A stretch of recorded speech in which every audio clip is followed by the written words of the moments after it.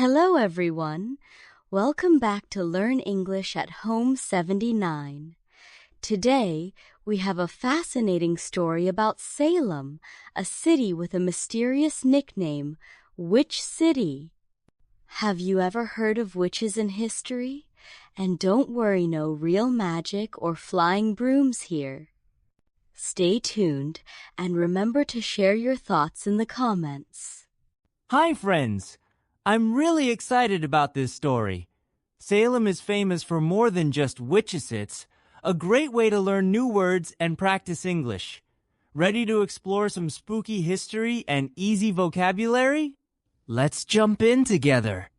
Let's set the scene. Salem in Massachusetts is called the Witch City, but don't be afraid. There aren't women with pointy black hats flying around on brooms. Actually, do you know what a broom is?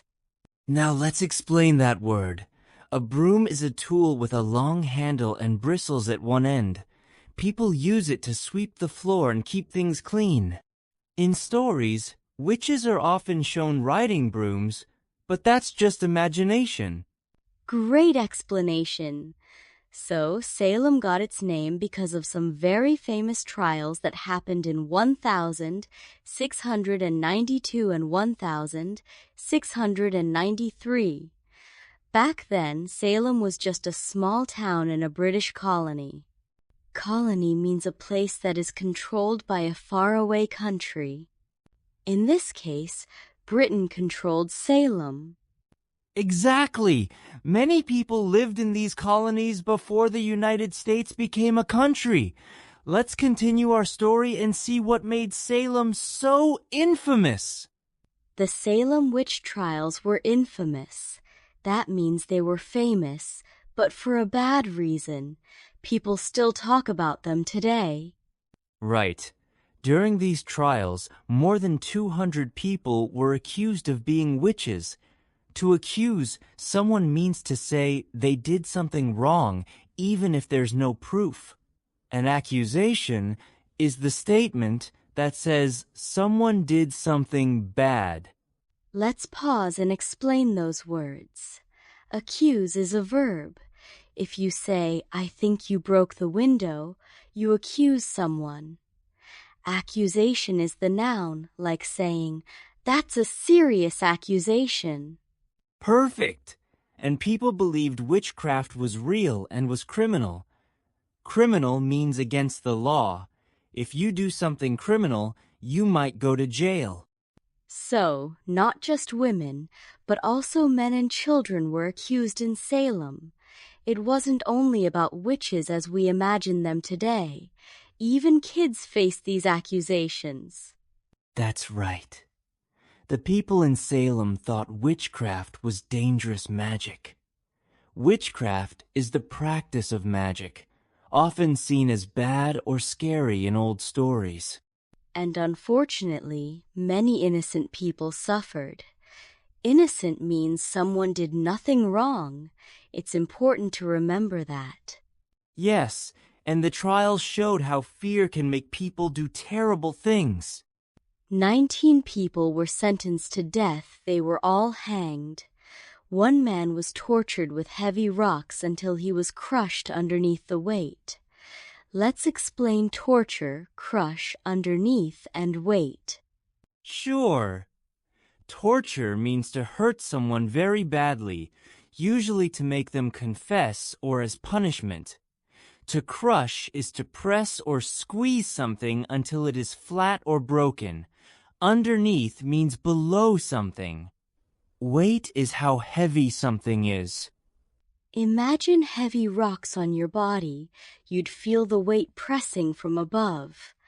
That's what happened to the poor man in Salem. It's a sad part of history, but learning these words helps us understand the story and history better. Here's an important point. There was never any proof that those accused were really witches. Proof means clear evidence that something is true. Exactly. Historians, people who study history, think that family feuds may have caused people to accuse each other. A feud is a fight or argument that lasts a long time. Some historians also say there was a domino effect when one thing happens and causes many more things to happen, like dominoes falling.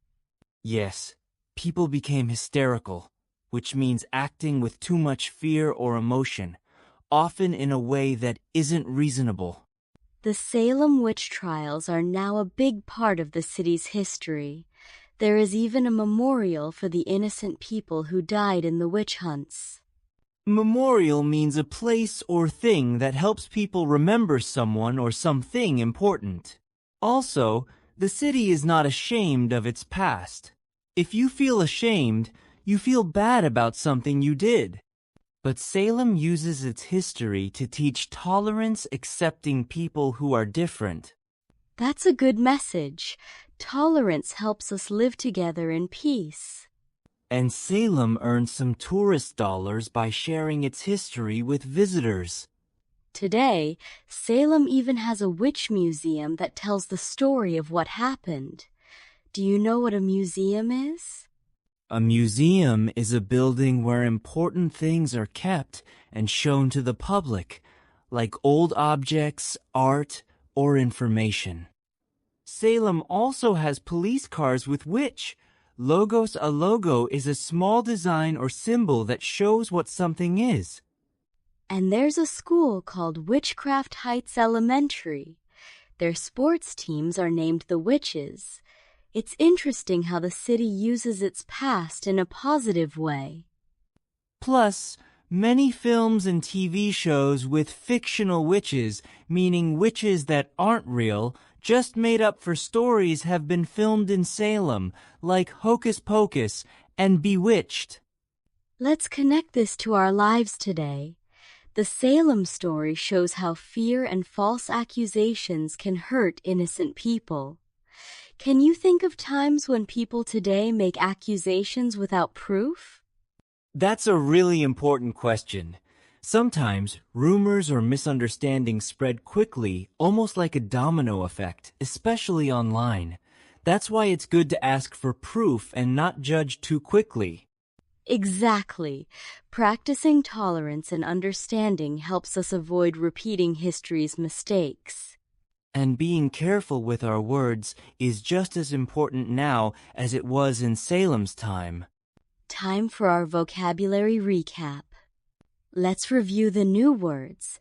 Accusation, accuse, ashamed, broom, colony, convict, criminal, crucible, crush, domino, feud, fictional, historian, hunt, hysterical, infamous, innocent, jail, logo, museum, proof, tolerance, torture, underneath, weight, witch, and witchcraft.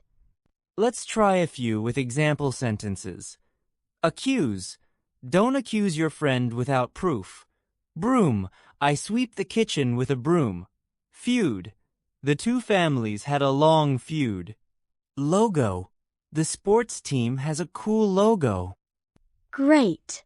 To remember new words, try writing them in sentences, drawing pictures, or teaching them to someone else.